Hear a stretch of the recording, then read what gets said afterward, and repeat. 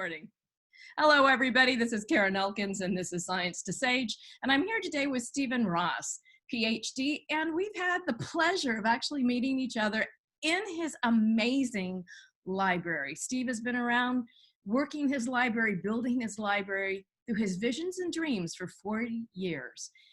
He has an acquisition of some of the world's best health, metaphysical, philosophy in the world dating back to the 1500s. And he is the gatekeeper of all of this amazing ancient wisdom. He is as comfortable in metaphysics as he is in science. And he has his own stories that make him kind of unique. Number one, we all think that we start somewhere, and his story created a game changer. He was guided and through dreams, and through his dreams, he has manifested for this world an amazing library where we for now have all the ancient teachings that will make us well for healing. And it's not anything new. We're just keep recycling all the goodies. So thank you, Steve, for being here with us. And I'm not quite sure what part I want to start with first, the game changer, the dreams, or the library, because they all are one tapestry. But each one is a massive story in itself. That is true. And let me begin, Karen. Thank you so much for inviting me to be with you. And yes, it is all a tapestry. And every one of these are just threads in the tapestry of my life. And none of the threads, I would say, are any more significant because everything is connected and related to each other. So I, of course, can talk for the next 16 hours. And I've actually done some shows in the past, and a radio program host once said, well, why don't you tell us about everything you find interesting and what you've discovered? That was the person who didn't prepare themselves. I said, this would be a very long show. So wherever you would like is great. Well, here's the beautiful part about the library. If I think there is always one thing, but within that one thing are all these spokes that all fit together. That's where you and I understand that this is a web, and you can look at it from all the different disciplines, but at the end of the day, there's still one compiling thing. It's where is your focus? Exactly. But it's just like life is. Everything is one. They're all interconnected. That's why people talk about the butterfly effect, where the butterfly has its wings in one part of the world. So this is the beauty, too, I think, of our experiences here on the Earth plane, Karen. Whatever pathway individuals take, whether they want to start with the science or philosophy or art or music, all of these will lead to greater enlightenment.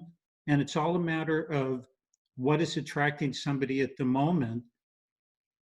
And if they just do it, I am a firm believer that it will get you to the promised land. That while people may say, oh, no, this is the only way, and you should do this, and you should do that. No, you will get there if you stick to whatever regimen or area you're interested in. By going to it in depth, you will get to the source. Well, you're in depth in that library that's behind you is pretty deep. Yes, it is. So just as I want people to understand an overview, really before we get into the details, I want them to know what's in your library, and then we're going to go back and discuss how your dreams guided you, and then yes, absolutely. the gift you've got. But I think by setting the stage that's behind you, that they know that behind you is a world of healing that dates back to Pythagoras, that yes. we're reinventing, creates the richness of what it is that you've encompassed right there. So why don't we start with, I'm going to share something. Steve and I have been working on, I'm going to go to the share screen here, on a magazine and a showcase for Steve on the library that he has. And so by looking at some of this, we're going to go back to the past, to the present, and to what's now in the future. And what we're going to look at too is the men and the women of renown that have either been forgotten or not. But in Steve's library, I'm going to say, let him open your mind, let him open your world, and let the doors open. Steve has a vision for taking the library into a much bigger place so it's much more accessible.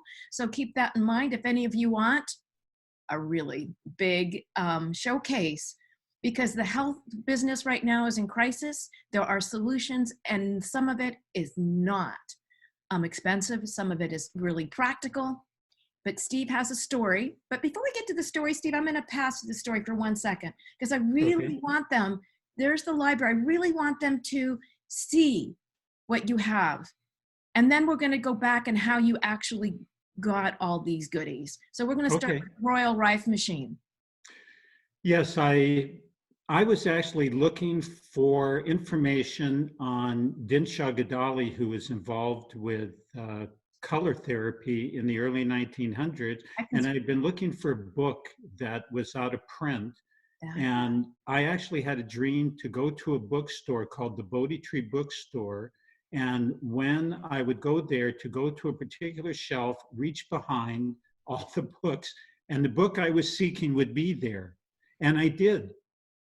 And I went to the Bodhi Tree. I found this book, New Light on Therapeutic Energies. And it did have information on Dinshaw Gadali, but it also had information on Royal Rife and the Universal Rife microscope. And I thought, oh my gosh, this is unbelievable, this powerful microscope and what it could do, which I'll speak about in a second. And I had a good friend named Dr. Harry Lusk, who was the chairman of a local hospital. I said, Harry, have you ever heard of something called the Rife microscope? And Harry was, at that time, 80 years old. And he said to me, you know, when I was a young man, and I'm thinking, whoa, he's 80 now, a young man. He said there was talk about a super microscope. And this microscope, when they looked through the eyepiece, any virus or bacteria glowed in its own unique color. And that meant there was a frequency. And then they had a way of using frequency to devitalize this virus. And I said, Harry, this is incredible. And then Harry says to me, I met a man named John Crane, and he had this microscope. And I said, Harry, can you give me the telephone number? I need to pursue, I need to find out more. And Harry said, Steve, I had that number from about 20 years ago. I have called, nothing has happened. And he said, I've moved 3 times. I don't even know where it is. And I said, Harry, see what you can do. Well, the next morning, Dr. Harry Lusk calls me and he goes, Steve. I said, Harry, what's up? He says, and there's a piece of paper on the floor, and it was the phone number of John Crane. And I said, well, Harry, maybe it was there all the time. And he goes, no, it was not. I called it up. I met John Crane on the phone, and within 1 year, I had possession of the one and only Universal Rife microscope, 500 personal letters of all the doctors, the logbook of the visitors to Rife, as well as the frequency book, the original frequency book of various diseases and illnesses. So I've shared a little bit of the how and the what, and I would say over the years, I've heard more garbage, fluff, and misinformation about Royal Rife, what he did, how it all worked. And I can say that because having the original microscope, which by the way, some people, the FDA stole it. And there was even talk, I must share this with you. I took a call at my offices in Los Angeles when I was there, and a woman says, I heard how your founder was killed. Now, I'm the founder of World Research. And I said, really? The founder was killed? She says, yes. I was told that he stepped out of his front door, was gunned down in his steps, and the FDA stole the Rife microscope from him. And she said, did you know him well? And I said, well, as a matter of fact, I saw him in the mirror this morning, and I think he's okay. And she goes, oh, the mirror. My point is, there is so much misinformation. There are people who build devices calling them Rife devices. Rife died in his 70s. He had nothing to do with Rife frequency devices, Rife machines. He didn't build them. So our library consists of me caretaking information like Royal Rife. Now, we could spend 3 hours on Royal Rife, but needless to say, they discovered the life frequency of viruses and bacteria. They were able to devitalize them with a mortal oscillatory rate, which they called MOR. Same thing as when a singer sings and resonates with glass, they can break the glass. They were able to destroy these. The doctors, E.C. Rosenau Mayo Clinic, Arthur Kendall Northwestern, Lewis Barker John Hopkins, there were prestigious people. So yes, we have things like that. For those listening, we do not keep the Rife microscope in our facility here in the library. I do not have it, but an associate does, and the FDA doesn't. You know, it was interesting in reading your book, And Nothing Happened. The Yes. interesting part when I was reading it, which you mentioned, is that disease has a color, that the cells actually carried a color. And so when we look at the electromagnetic spectrum, we look at it in a very narrow way. We put color separate from sound, separate from this. And in your library and the magnetic spectrum, it's all there. And you can explore it individually, but it is still one thing. It is all one thing because everything is on this electromagnetic spectrum. And the use of color therapy goes back to Pythagoras, 520 BC, where he was using and discussing color. Excuse me. And then the most prominent figure, I think, in history with color therapy was Dinshaw Gadali, late 1800s, early 1900s, where he developed a perfect 12-color system. And at one time, 500 US doctors were using color therapy throughout the United States until the AMA said, oh, color can't possibly work, and doctors using it are going to be scrutinized. And oh, yes, by the way, Dinshaw Gadali, the founder, wears glasses, so it can't be perfect. And I'm not being facetious. In an article, AMA Journal, 1926, they lambasted Dinshaw and anybody using it. Now, 500 US doctors were treating cancer, tuberculosis, strep, staph. And when I give presentations to medical doctors, they go, oh, well, I don't know about that. Now, not all the doctors sound like that, but I'll say, doctor, what do you do for bilirubin, yellow jaundice, infant liver syndrome? Well, they're going to say we put them under a blue light, but they don't want to admit they do color. So I finished the sentence for them. You put them under a blue light, and the ones that get that, who are very severe, live. And if they don't get that therapy, they will die. And then the doctors kind of shake, oh, yeah. And I said, well, I don't know what you call it, but that is color therapy. So imagine individuals found a particular color frequency for more than 300 diseases and illnesses. Now, the color is not curing the problem. It is bringing the body back to a balance point, raising, lower, altering frequencies, changing physiology, where the body itself works. And you saw very dramatic results of a burn victim, Grace Sherlow, a 13-year-old girl who had third-degree burns over 2/3 of her body. And she was brought to Philadelphia Women's Hospital, and they were going to give up on this little girl. And Dr. Kate Baldwin said, no, I have the Spectrochrome color machine by Dinshaw, and they used it on this girl. After the first hour, yes, there it is. After the first hour, there was no more pain.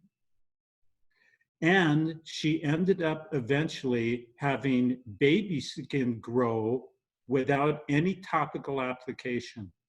So the use of color and frequency is so very, very important. But you know what I love about things like that? There were no side effects. Now, to show you, it's interesting that the Mayo Clinic said using a particular blue color with the yellow jaundice, don't be surprised if the excretion is green. Well, now that's very curious. Yellow and the blue, and we end up with green. Now, the light doesn't touch the person, so how does that happen? So there are these little things. Color happens to be one of my favorites because in the history of the world, you have never heard an article. Mary Jane Smith was found slumped over dead, her color machine blazing away. No, but color is very, very profound. Now, of course, I'm being a little facetious, but that's kind of me. So that reminds me, you would get up in the morning and some days you feel like blue and sometimes you feel like green. And maybe your own body trying to like balance with whatever you put on in the morning. I don't know, that just came to my mind. Karen, no, that's perfect. That is exactly what happens. Yeah. The body knows, the body craves certain colors. And science has really done different. Probably about 35 years ago, the Reader's Digest had articles showing that students studying in certain color walls in the room had higher IQs.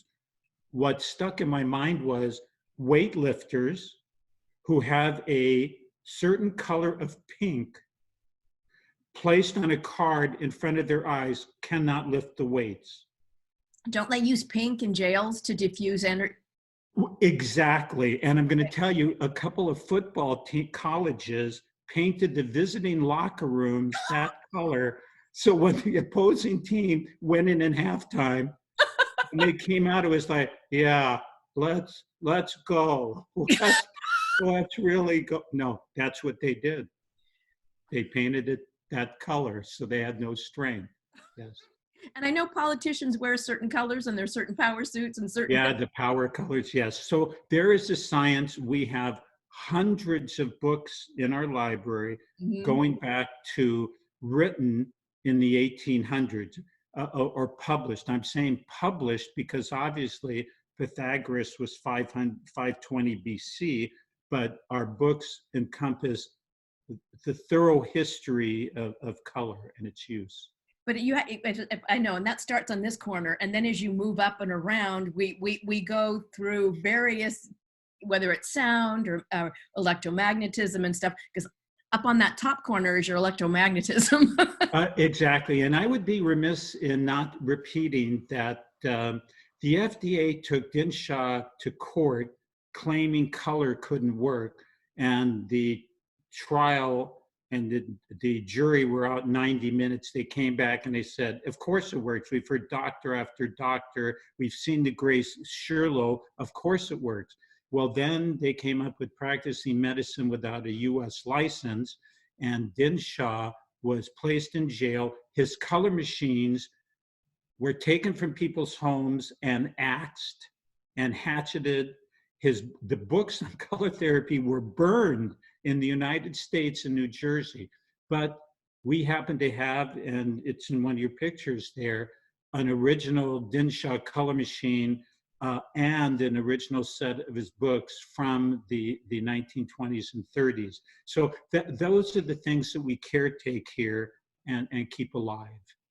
Yes, exactly. There it is. Yeah, we have pictures of the FDA marshals hatcheting these things to pieces. But it's a shame. The thing that's really been interesting to me in reading your book, many of these people are not common names. And with the exception of Royal Rife, who happened to be a chauffeur, and right. his person he was driving turned out to have millions and actually made him $1 million lab. I remember reading that in the book. Exactly. Other men were quite renowned, even Dinshaw. I mean, to give us a little background, just so you can see that it's like, what were they thinking? Well, it's interesting because when Dinshaw came over, he worked with the government, both state, flying airplanes, delivering mail. He gave several of his patents, which were fault finding devices for problems in engines. He really worked. It's interesting too because we're in the electromagnetic spectrum with Dinshaw and Rife, but there was always there. Additionally, there was somebody named uh, George Cryle. George Cryle was the founder of the Cleveland Clinic. There was a crater on the moon named after him. There was a USS ship named after him. He went and he talked about there. Yes, there we go. George Cryle. He worked in this whole field. He is known for surgical shock, and his biography goes on and on. And these three books you have up on your screen, The Phenomena of Life, A Bipolar Theory of the Living Process, those books that you see there were published in the 1920s in our library, and people think they're recent. And I go, no, it was because people didn't touch them.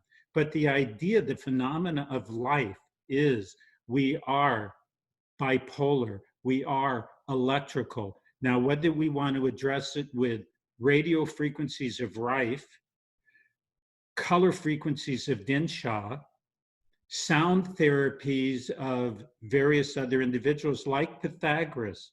Pythagoras discovered, it's purported, the eighth note to make the octave. The music of the spheres, he said he could hear the planets in their orbits. Each of his disciples, when they awoke, were played rhythmic tunes so that it would stop that little voice in the morning. You know that little voice all of us have, including all of your listeners, that goes, okay, we should do this. Why do we do that? I'm nervous. They had that 500 BC. But Pythagoras came up with sound and music that would negate that in the morning. And he played musical compositions at night to ease the tensions of the day and bring on sleep. But he also fostered physiological changes. So in our little brief example here, Karen, we've talked about radio waves, audio, sound, color, all have an effect because these are our bodies. This is our life.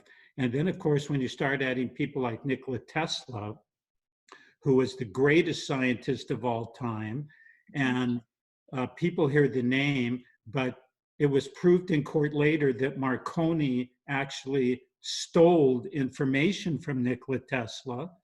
The steam generators at Niagara Falls, AC current. Frequency is everything. And the quote at the top there of the Tesla book says it all. And what we want to do here at the library is keep and caretake the work of these individuals. So if people want to go back, people seem to only want things in the future. Boy, if we don't have it, the ancients couldn't possibly have had it. We got the fast computers. We got the fast cars. We can attach things to our head. We can get instant information. But I will ask you this. Are the majority of people happy? Are the majority of people balanced and able to get through life? So we may have these fast electromagnetic devices built off of the concepts, but we have more people who are neurotic and unhappy. Now, I'm not saying everybody was happy in the past, but they addressed it in a much more non-threatening, beautiful manner. Art, music. Our library here resides in a room called the Studio Low. Studio Lows were built in the 1400s to immerse yourself, Karen, in total beauty. Mm-hmm. And those original studio lows built by Isabel d'Este had Michelangelo paintings, Leonardo da Vinci, the greatest musical instruments, books. You immerse yourself in beauty. This room has had music played, classical music, 24 hours a day for its first 7 years of existence to set the environment and the mood. We have never spoken politics in here. We've had the Arizona Opera League send opera singers to sing in this room before I had the library. And it's been nothing but beautiful. I, of course, play my rock and roll oldies from the 60s in another room, which is my rock and roll room where I rock out. But the intent of this room is to immerse yourself in beauty and to realize what we as human beings have created. Now, I could see, and yes, and I talked a little long there, and I apologize. No. I went on and on. I want to bring two things up, and then I want to segue. Because I think that they segue into subtle energies and the way that we can understand, and it takes us into some of the gifts you have in your life that kind of bridge everything from the dreams to you as a healer and yours an understanding of energetic fields and how you work through things. So one of the things that came to me was you talked about krill, but also the idea of is it Burr? Harold Saxton Burr, yes. And because he talked about the life field, the life force. Yes, he called them L fields, and he was professor emeritus at Yale University, and he discovered the matrix that holds all individuals together. Yeah. And that is he just called the electromagnetic fields the L fields for short. But back in the 20s and 30s, they built voltmeters, and they could measure the fields to such an extent that they knew when a cancer tumor was going to appear before really the cells changed, before a tumor was evident by the change in the electrical potential. They could map out the L fields around eggs of animals, and they knew whether it was going to be male or female. They knew where the head was going to be. They took it to a very, very precise science, to the point that it is their work where women know when they're ovulating. This all came from Harold Saxton Burr. But what they don't talk about is that the electromagnetics can pinpoint problems in the body. Yeah. And what you don't hear when we talk about Bjorn Nordstrom, the chairman of the Nobel Assembly, who in 1986, Discover magazine said he's made the biomedical discovery of the century.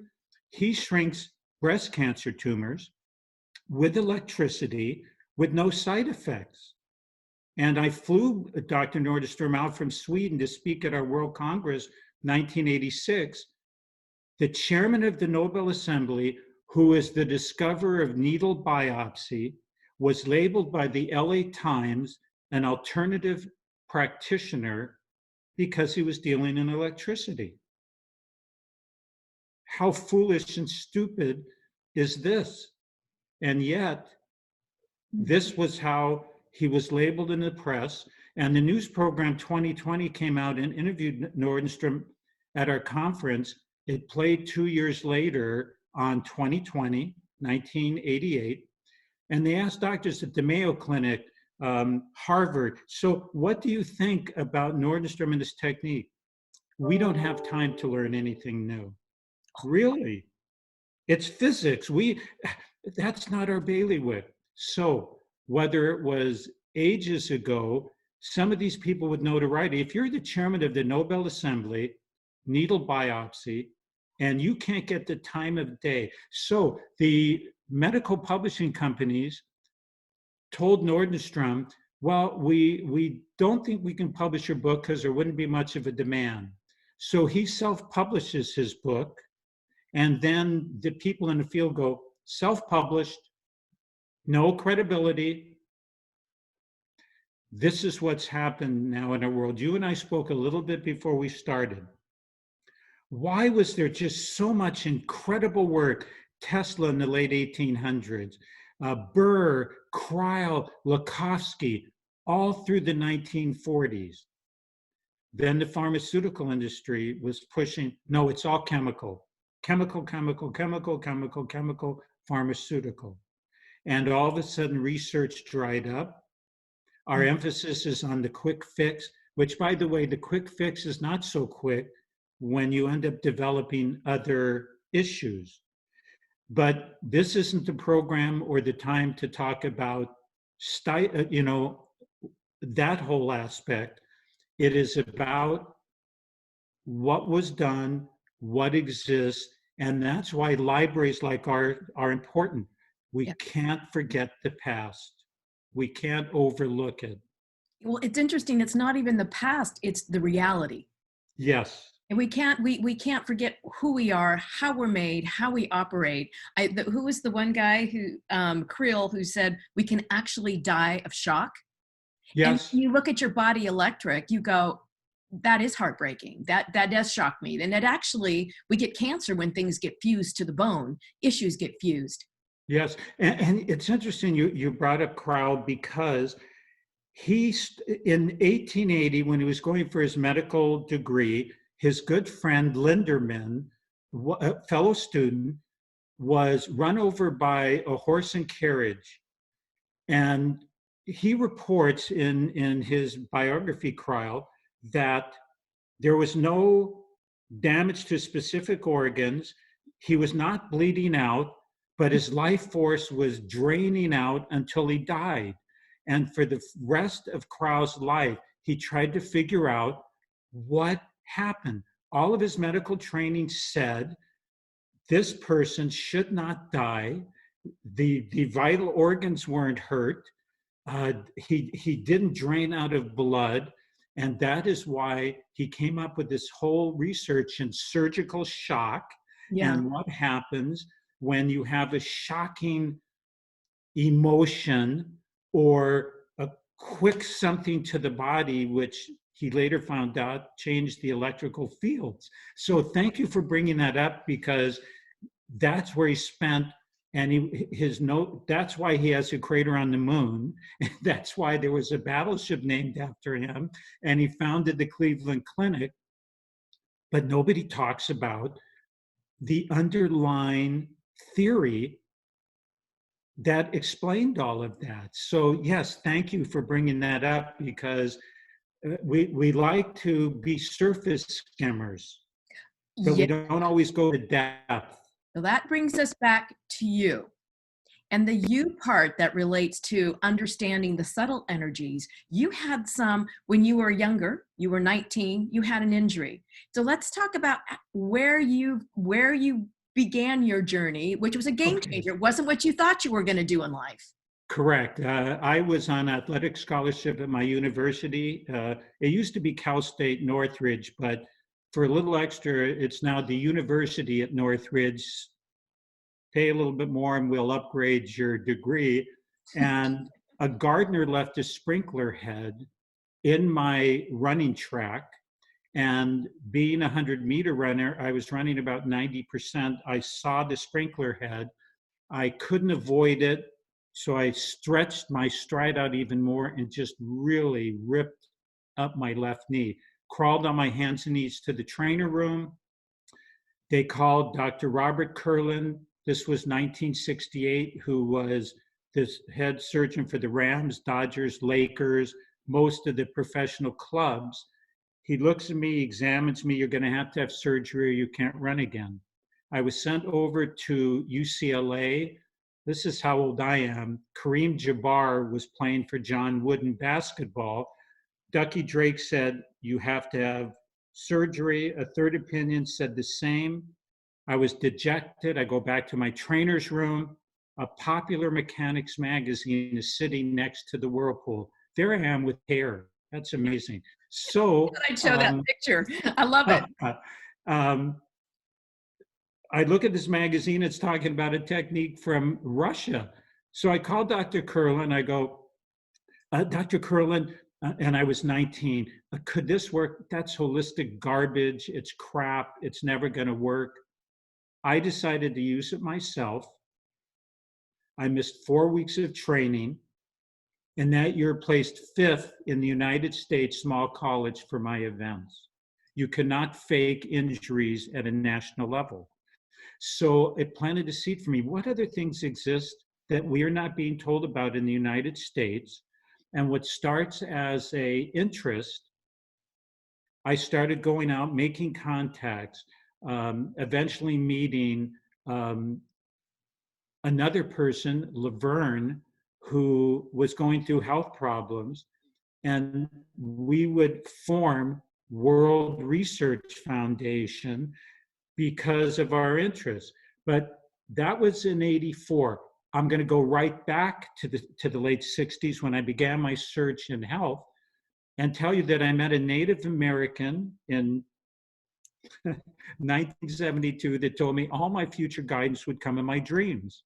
And I remember laughing, thinking, dreams, I either don't remember or they have no meaning. I was so anxious to have my first dream that I went 1 week without sleeping, Karen, because I was going, okay, I'm going to dream. I'm going to, my world's going to change. And I kept myself up for 1 week until finally I was so tired I had a dream. And I don't know if we had the time, but let's just say I listened to the dream, I reacted to the dream, and then after that, I had 5 and 6 dreams a night, which I recalled for the next 3 months about my personality, my likes and dislikes. And then I began getting telephone numbers. I kept a legal sized pad near my bed. Now I'm 24 years old and I'm sitting with a telephone number, and I thought, oh my gosh, what could this be real? What am I going to do? So here's how clever. I'll ask if Bill's there. Stupid. So I dialed the number, and a voice on the other end of the line says, we're waiting for you. And when I would go to these places, I was given parchments, scrolls, lost healing devices, and many other things that we don't have enough time to talk about. So this brought me in a whole other realm of the unseen spiritual world. So I have a PhD in business and undergraduate math and science. And now I'm brought into dreams and visions and guidance from other sources and healing, told and shown ways to work with people at a distance. So I have not become a holy roller. I have not become anything other than a caretaker and an individual who is looking to empower other people that the greatest guru and teacher is inside of us. If we want guru and teachers and we want to idolize people, there's not, fine. But just realize that everybody has everything they need and within. And I've made the statement before, and we set the ground here with electromagnetic devices. Anything any device can do, you and I and every person who watches this can also do. But we've been turning away from who we are and giving power to everything outside of us. So one may say, well, why are you talking about all these other things? I am trying to share technologies and information that does not put anybody in a more harm by taking them with adverse side effects until we realize who we are and what we can do. Steve, that goes back to an old indigenous culture saying that I got from Greg Braden. And it's like, we will manufacture everything that is within us until we actually see what we are made of. And Correct. everything is still made of the same stuff. We are electromagnetic. We are people who can transmit energy, just as all these other machines. So you had a knowing or an insight, or so Jesus visited you. Let's just get to the chase. but you've been visited by many people, but you had an insight that has been guiding you, that has made you be this force to be reckoned with, where there's a knowing and a strength and an energy about you that is holding the presence. Yes, and I believe without gifts, a lot of times, if you look at the revelators of the past, if you look at a Buddha, or you look at Moses, or you look at Jesus, if it had not been for spiritual gifts, there would not have been the impact of their message. And I will say that when individuals have an experience, if they really look deeper, and after they're through trying to rationalize in their physical mind, now, that maybe that happened because of this. No, it really couldn't. When one has experiences, which I have had twice, I should have died from a physical difficulties, my car going off a cliff, a truck ran into the side of my car, blowing out all the windows, crushing the car against cement. But 1 nanosecond before, everything went into slow motion. I felt a warm bubble.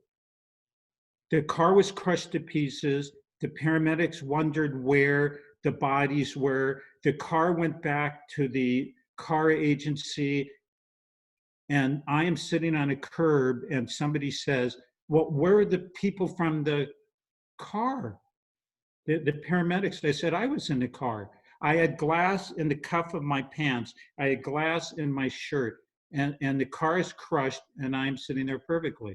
Sure, maybe I could explain, well, the internal pressure of the hyperbolic extension was, but that was nonsense. And I have been told through my guidance to empower people and to recognize that there is more energy, love, and feeling around us that everybody has, and it has nothing to do with the organization you join. It has nothing to do with what your religious belief is. I'll tell you what I think about religious belief. It makes you open to these areas, but it does not give you the loving contact with the guide mechanisms around you or the spirits around you. So I keep my math science part. I share with people that the greatest healer is within. Yes, I have done healing. I have been a party of doing healings with individuals. But here is the real kicker. Was it me, or was it the other individual who allowed something to take place where their own innate healing happened? It is said in a book, in his own hometown, he could do no mighty miracles because of their unbelief. So if you had somebody who is purported to be so high on the scale that he could not do this, was it him always? Or is it us? It is always us. And the greatest healer is the one that can set up the greatest expectation in you. So my message is to caretake things of the past, to empower people in the present, and hopefully before I pass away in this lifetime, to have individuals realize what we can actually do.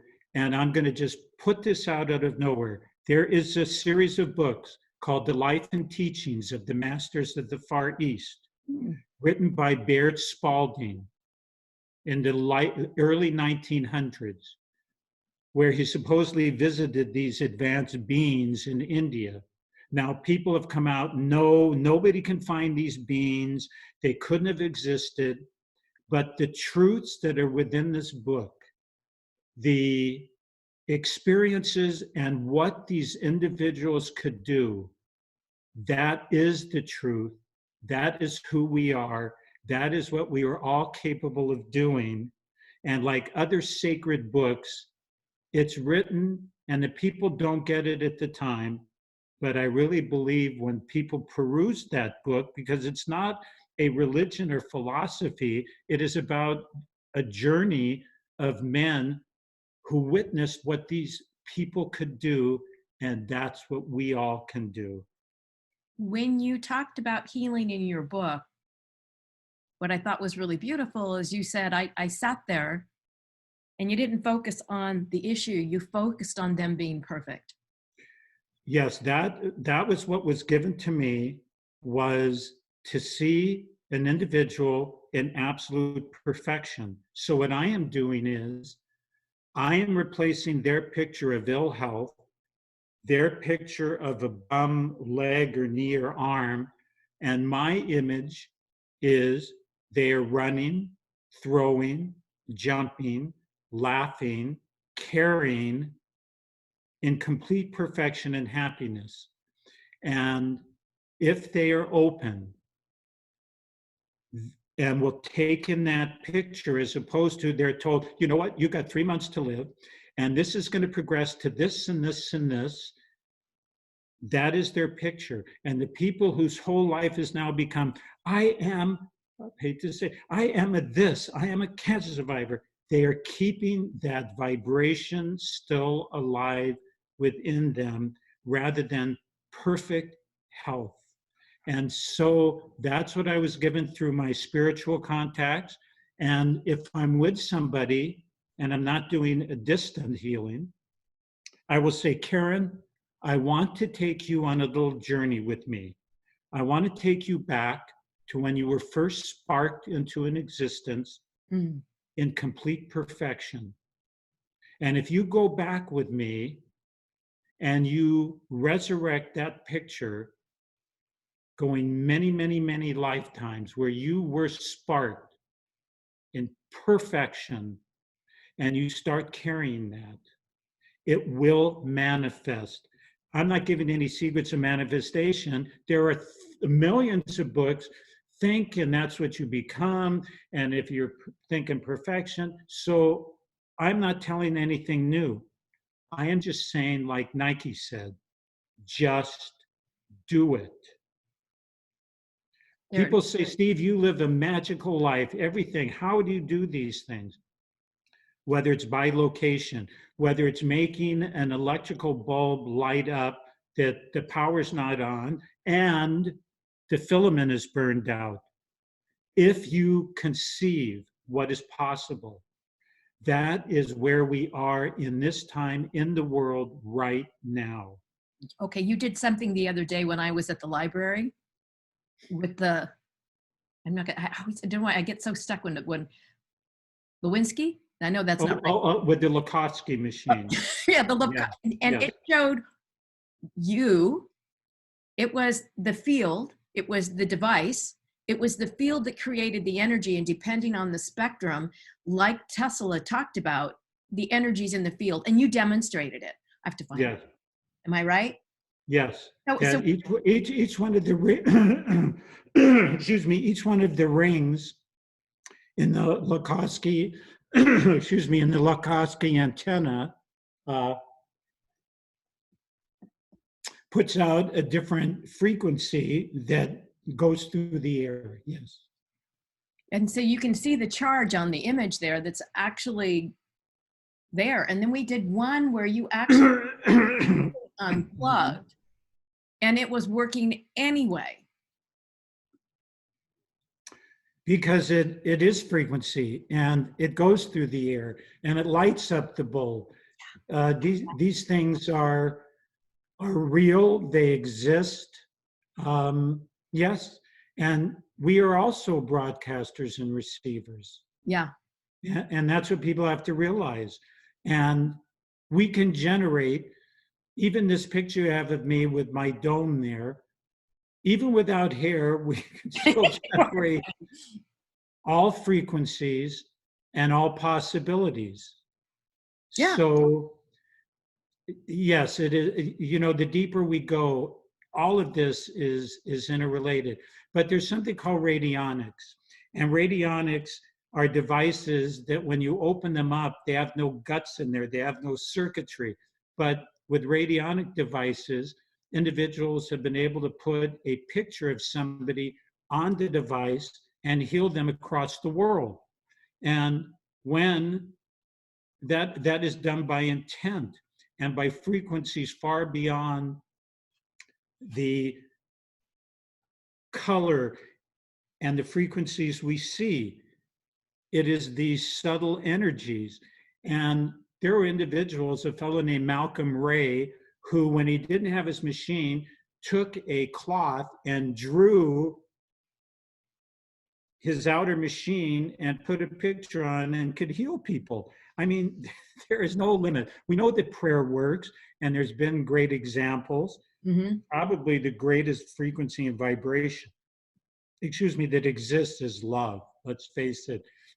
Love, and that frequency of love has accomplished such incredible things. That is why I have the work of two healers in our library.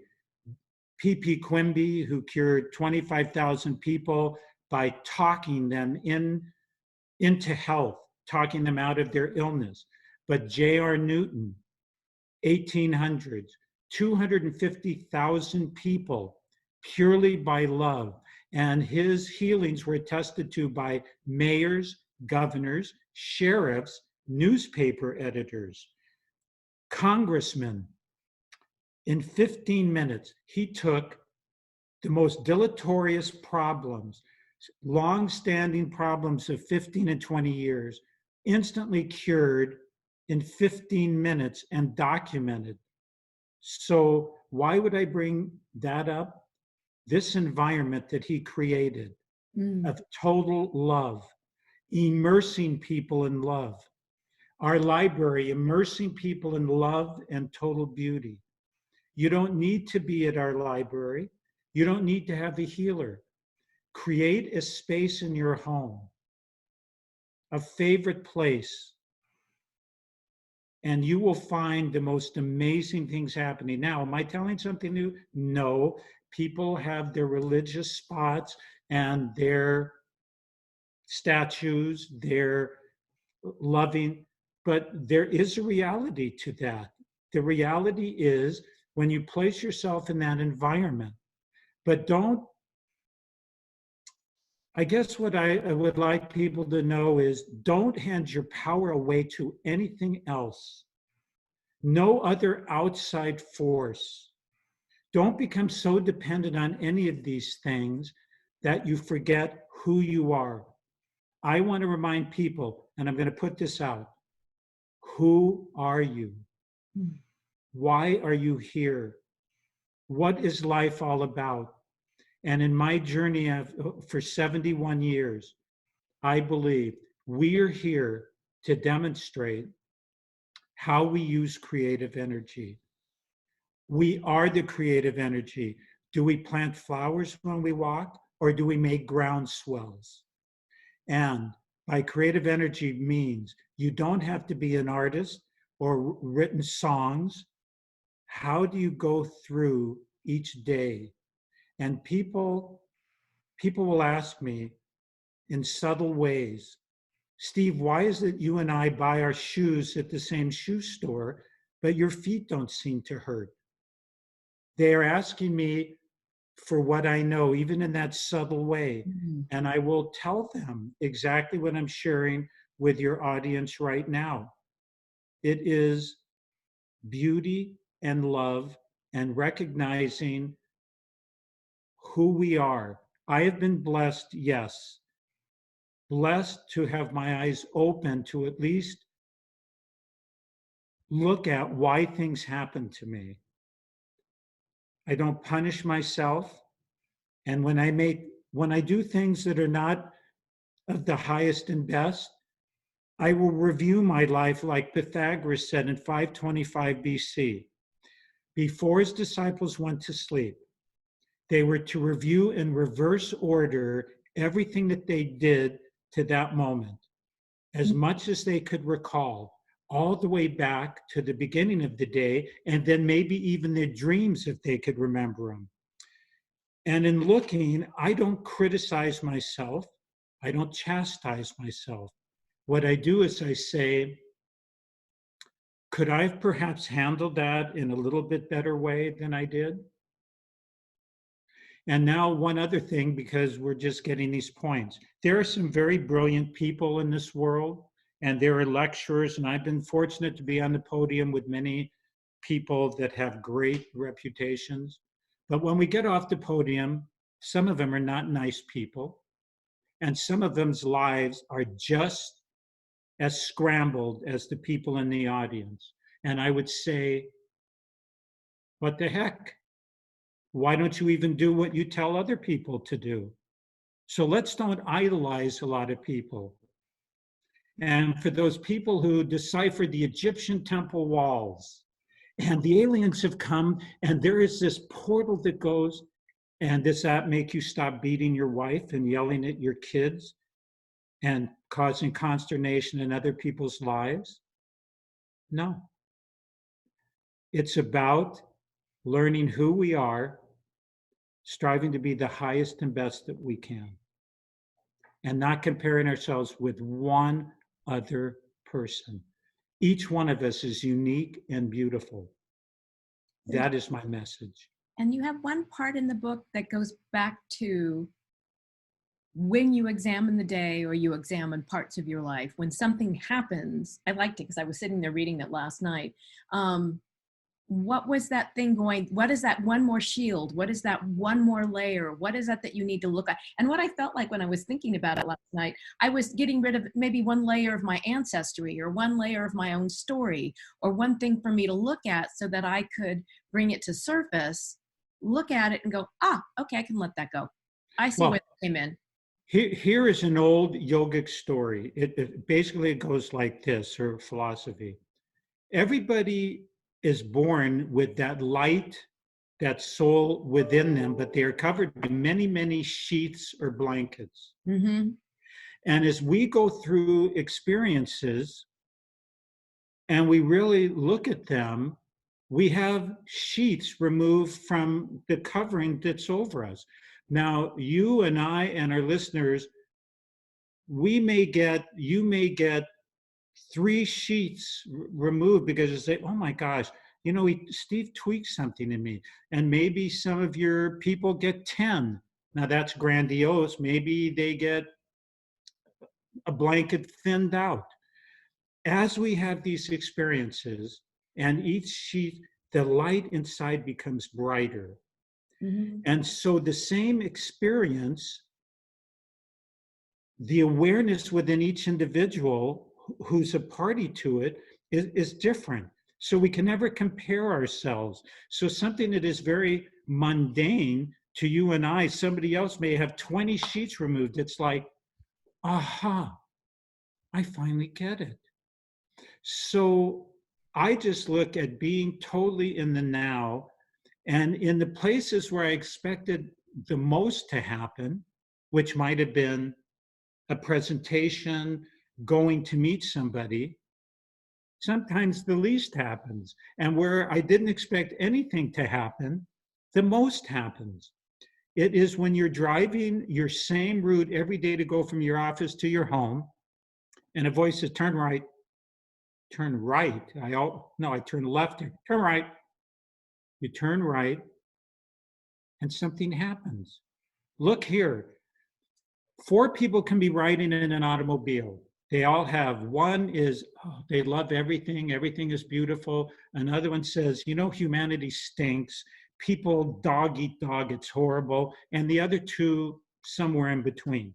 Now, when they're riding in the car, one person's going, oh my gosh, the sky is so beautiful. I love these clouds. And the other person looks out right at that moment and sees somebody doing something, cutting somebody off, beating somebody. Our awareness is where our thoughts are. Now, does that mean you live a Pollyanna life? No, it means that you'll look at things quite differently when you realize where you are. You are attracting those things. You are keen on those things. But that isn't the whole reality. It's only your reality at that time. And so at the end of the day, I look, and I don't even sit there and say, you know what, I removed 5 blankets today. I just look and say, could I have handled that in a better way? And I'm going to attempt to do better next time that happens. That's all. I am going to attempt to do it now. I may get cross when I was first starting and I would be disturbed. I'd be reading books or doing something, and someone would ring the doorbell, or would be with my significant other, with my wife, or when I was really young with my parents, I would go, you know, I would be like I was interrupted. And then I would start to feel a little guilty going, oh, why did I do that? Okay, so maybe I did it another 3 or 4 times, but eventually I didn't do it anymore.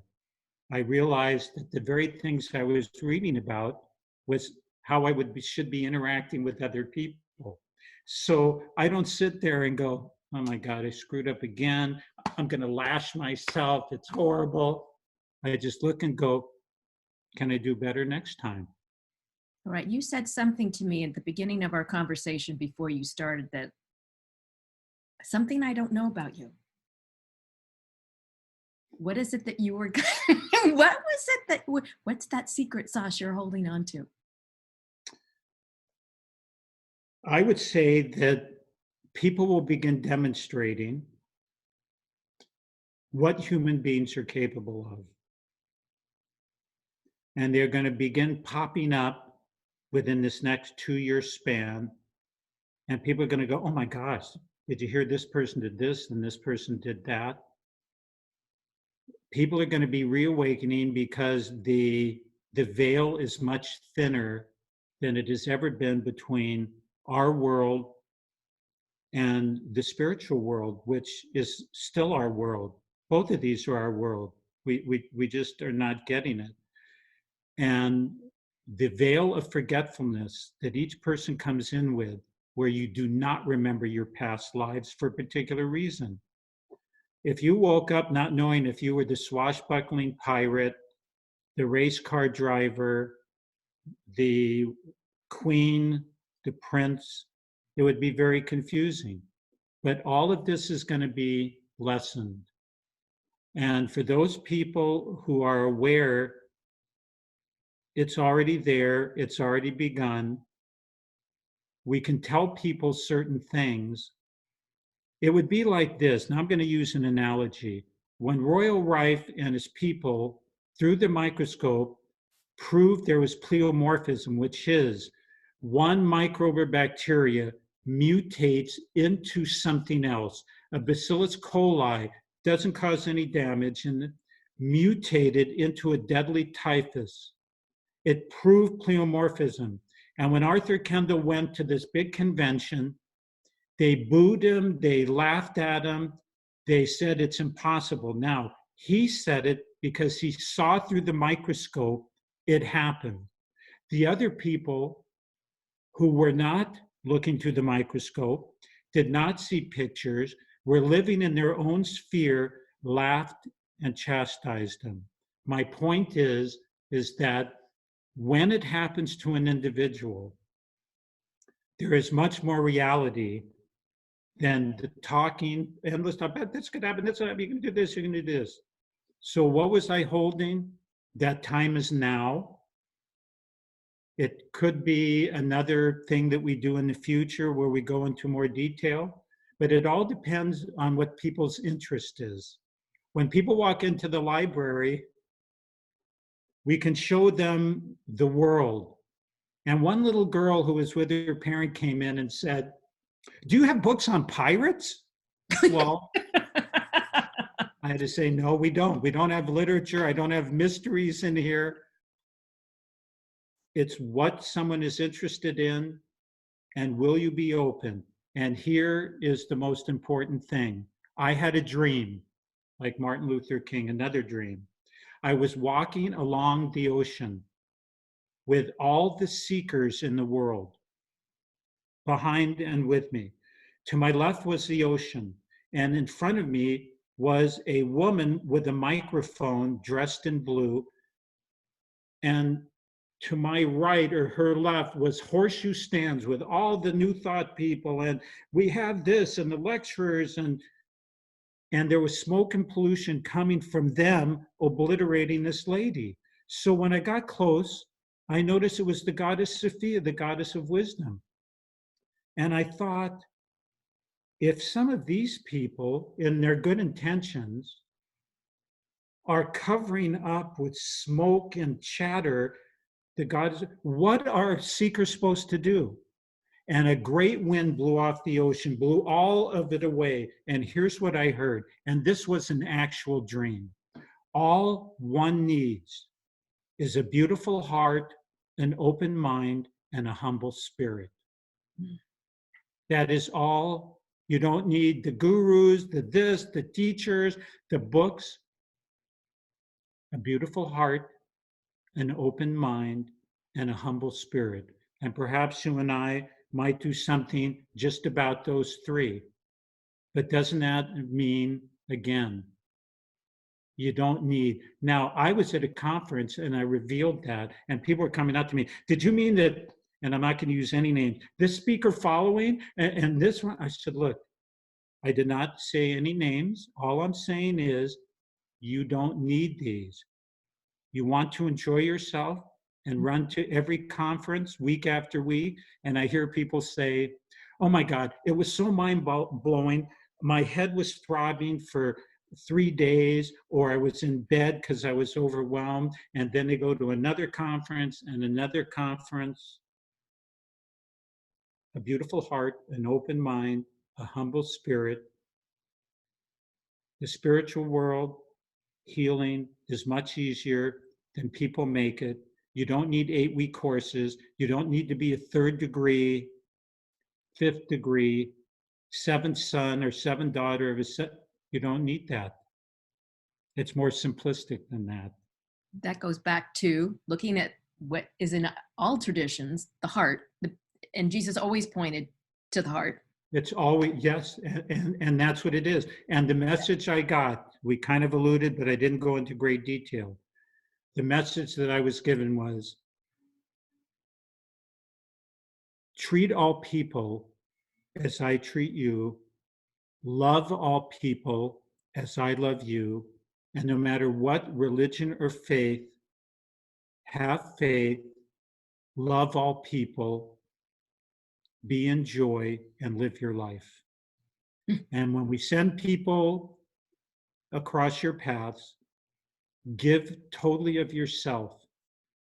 And then at other times, when you are not doing the work to help other people, you can listen to your rock and roll music and you can eat candy. And that is my vow that I made. When people come, as you know, and other people, we give of ourselves to support, enhance. We don't twist people, bend them, say you should do this, point. I'm like a bus stop bench.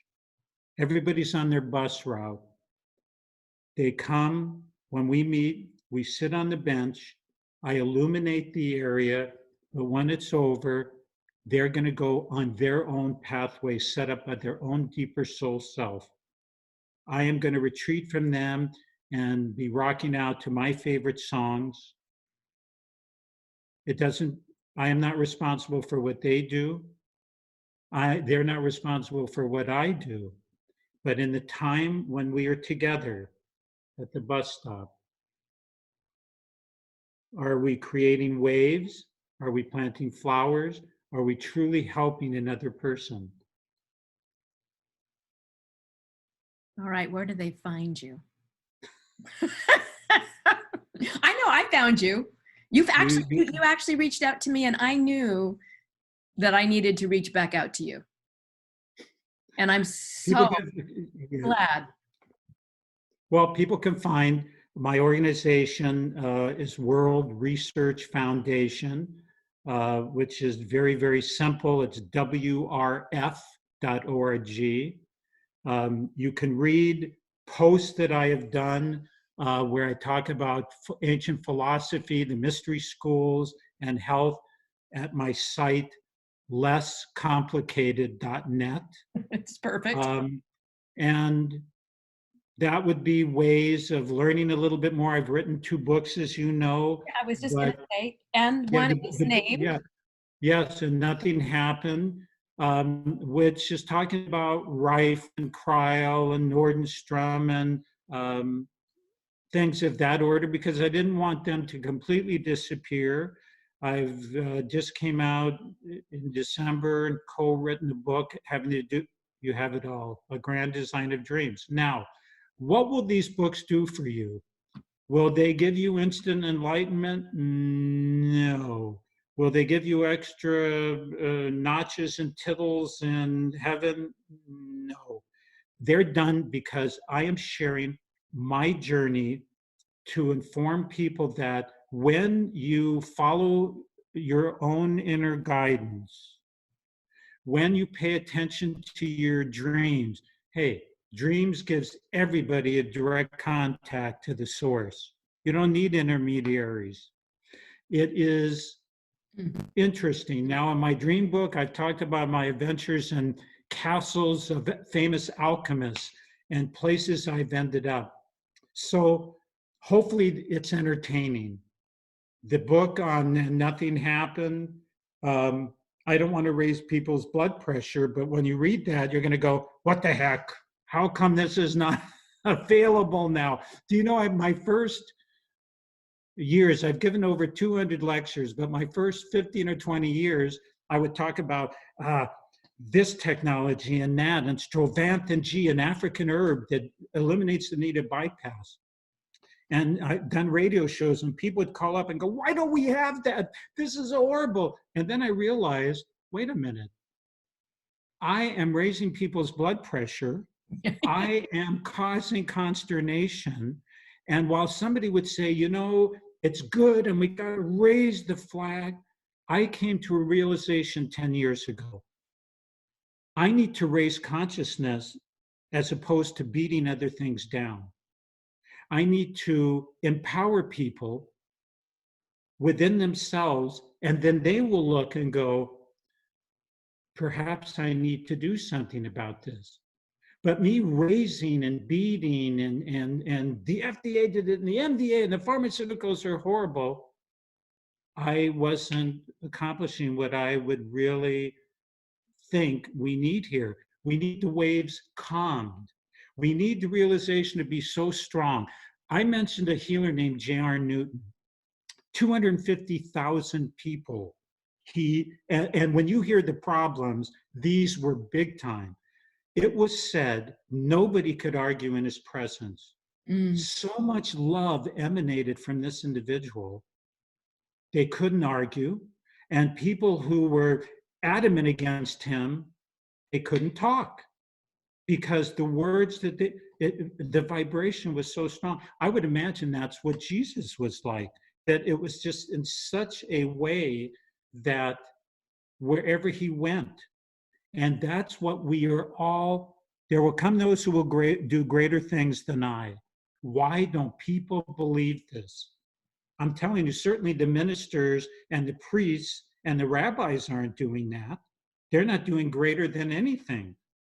People have fallen to not understanding the life behind these words. So, boy, we're going really far afield here. You see what happens once you kind of open. I love it, but I'm going to go back because you're not done. I'm not done with you yet, because there's one thing that I think that does, and it speaks to all of it. And you said, I went to castles where there were alchemists.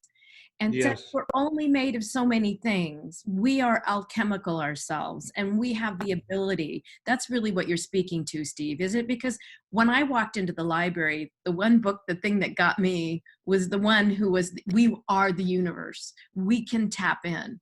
And that's really, really what you're speaking to.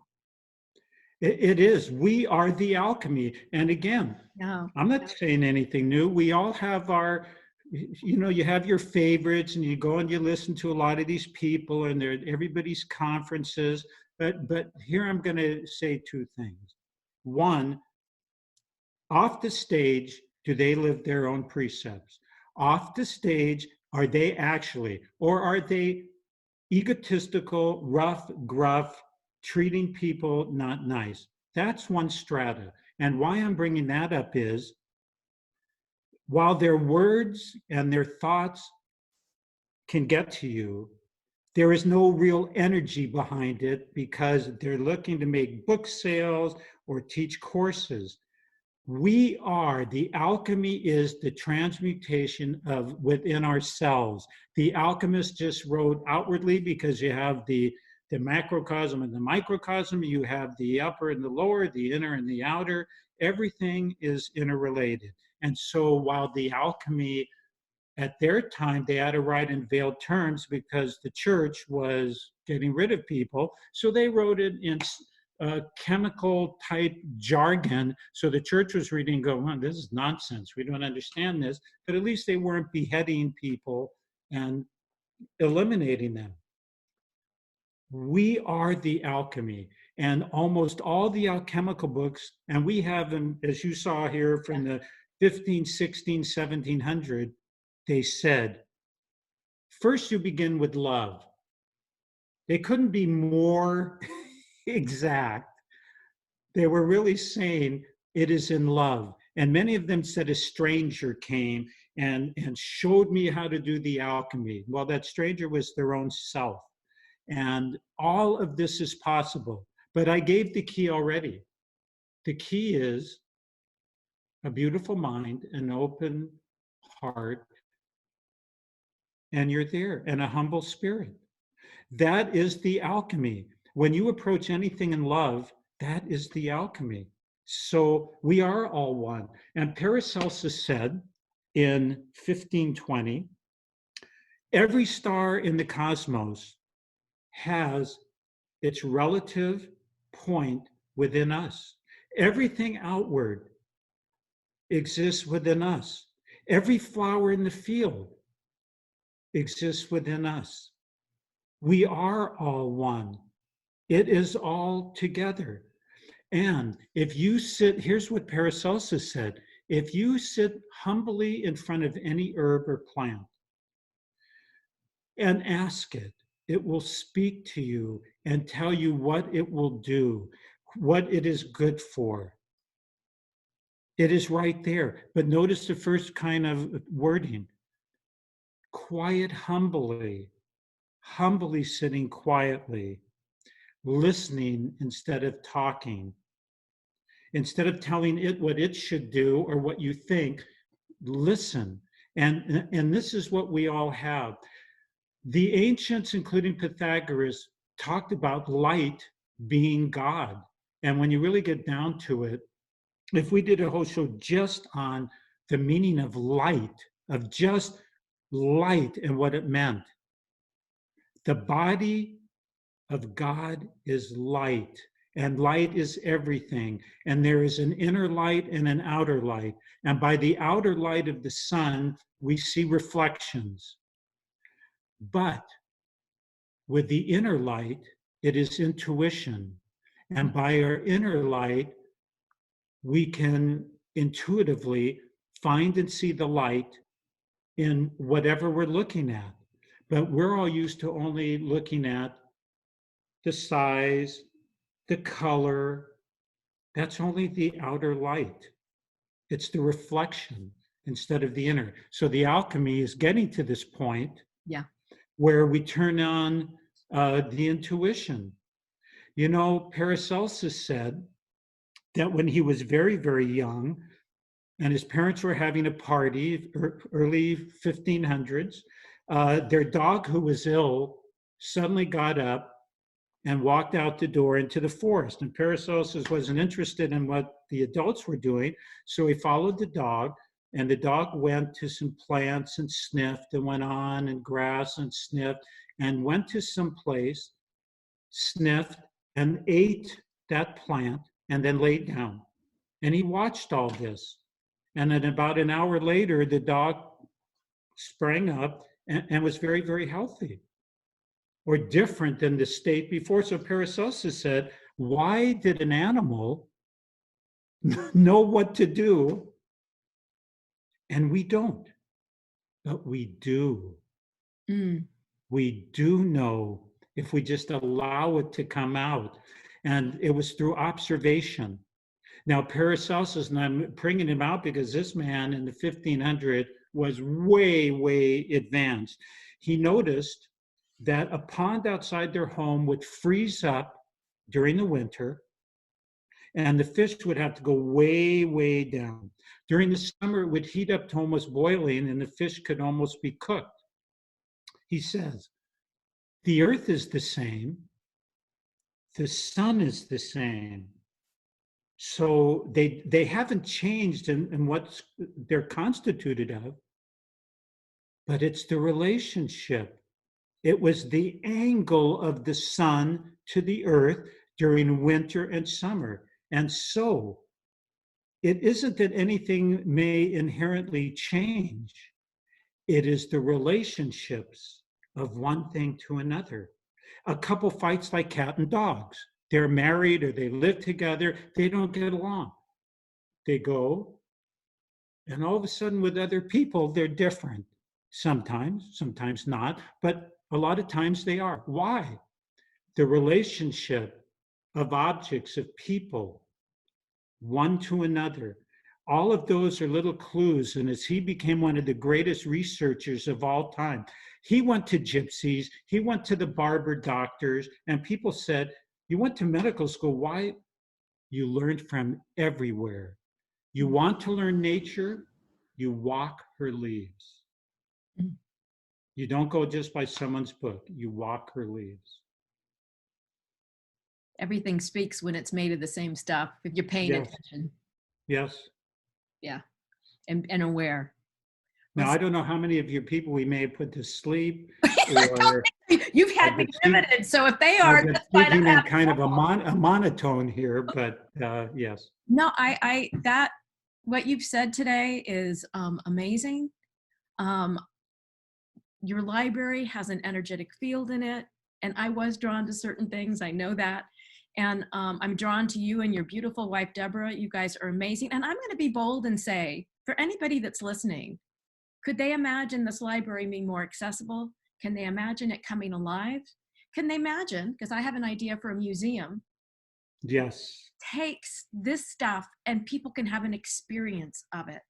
Yes. So it's part of it is now in the digital age. We want to see it. We want to feel it. We want to step into it. And that's part of what you're saying, Steve. Let's it's not just here, it's in the heart. And we need to actually witness what it is. So I've actually, with my own book, been able to, because being dyslexic, I need to see it. So I've created a way for people to look at it, but now it's a way to step into it. It is. And for many, many years, like 35, the library was open to the public and very accessible, and people visited me from all over the world. But then about 5 years ago, we noticed people weren't coming to the library. Why? And I'm going to hold it up. My iPhone holds 1,800 books. So people kind of go, well, yeah, I get electromagnetic, I get books and ebooks, but then we have not had a lot of visitors to our home here in this very, very special room. And we are looking to, in conjunction with the beautiful museum concept you have, to get this out again to the public. So we've been exploring different possibilities of where this library might resurface again in a way that it's more accessible. Resurfacing, I mean, it's here, of course, but we are certainly open to ideas, suggestions, people's support that this type of thing doesn't get lost. I have people come in and they will say, can I smell the book? Mm-hmm. I said, of course. They want to touch, they want to smell books from 1492, from 1580, from the 1700s. You're right. There is something about that energy that they can scan every book they want, and the life force is out of that book. I'm sorry. It just is not the same as physically having that book. And you need to walk in and feel the vibe. Right. So we would certainly look at individuals interacting with us. I am a very accessible person, as you know, Yeah. and people can contact me, um, and I will certainly interact with them. One thing I won't do is, lately, when people hear this, they're going to call and go, "Can you heal me? I've got this problem." These last couple of years, I made it quite clear. It is about awakening each individual's healer. Yes, I went through periods where we have had very dramatic, instantaneous remissions of tumors and people in comas, but who did that empower? It empowered their belief in me rather than their own belief. So I am not in that business in the field. I am here to work, and I'm not even going to use the word heal. I am here to interact with people's soul and spirit, and less in their physical healing, which we have done and we prove to people. And that's why world research proliferated in the early days. Oh my gosh, there were healings here and he could do this. And no, it is about all of us understanding that. But people want to contact with ideas of good ideas about the library, or they want to donate and support because we are a nonprofit keeping this around. I would love to hear from people if they're inclined to do that. You know what it sounds like to me, Steve? It's like, how do we, instead of healing one-on-one, how do we heal the planet? Make Yes, aware, bring all of this to life, make it accessible, and then empower people to be their own healer and to find their way into their heart. it is perfect. And if you look at the politics, I don't care which side somebody's on, how many people can really say that they have convinced or changed the mind of some of the people? It just doesn't happen. They're very locked. To me, the difference is, as people start looking more inside as opposed to defending a position, doing it, they're going to their own self decide whether what they're involved in is of the highest and best, is of the true spiritual nature. And that's how it should be. This is a schoolroom. It is a schoolroom. And when people realize that, we go through lessons, we have experiences. I don't believe that anybody is necessarily a higher grade, but their state of awareness can be different. Yeah. And when people reach certain states of awareness, they go, "Oh my, I believe in making money and doing this, but I don't think we should ravage the environment and nature." Okay, well, that was part of whoever they're following, but they're going, "No, the buck stops here. I agree here, but this is the dawning of an awareness." And I don't judge people one way or another, because best not judge an individual till you've walked a moon or two in that individual's moccasins. We don't know where they've come in from past times. We don't know what their early upbringing is. Yeah. So we can't judge them. Hopefully, they don't pull the entire world down upon us where we incinerate the whole planet. But I believe in my heart that the higher forces, the spiritual forces around, inject just enough to stop us from just doing totally stupid things. We come very, very close, but there is guidance and rhyme and reason here.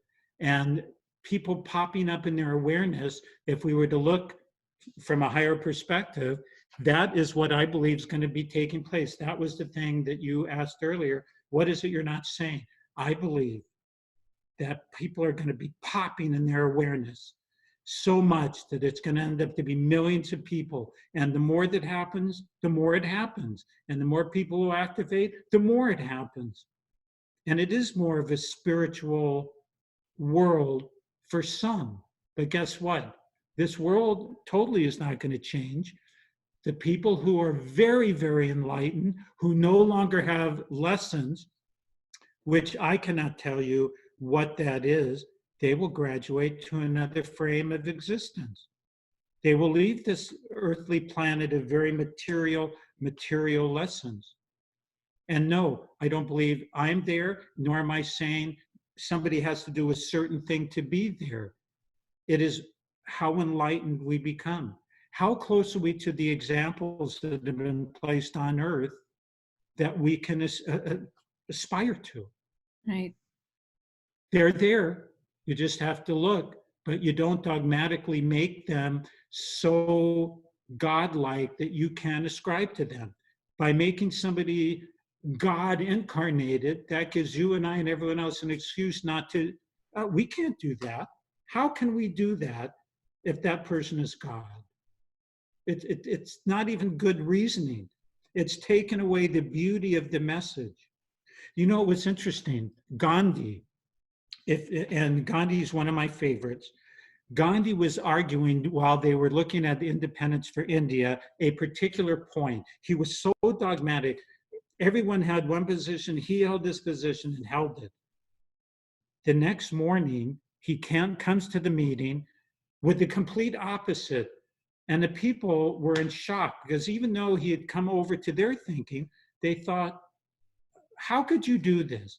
How could you so dogmatically and emphatically speak and hold this position? And he said, that's how I thought yesterday. This is how I believe today. But the point is, if you're going to do it, be it. Mm-hmm. Don't talk about it. Be it. Live it. Act it. Do it. Don't talk. So that, I think, is a lot for today. It is, and I am so grateful. Well, and again, I thank you. As I told you when you told me about this, I appreciate any offer and the ability to share what we've accumulated over time that we're caretaking and letting people know and giving me a forum to share my experiences over my 71 years. So I thank you, Karen, very much. And I wish you and the viewers best wishes. Thank you. And with that, we're going to end this little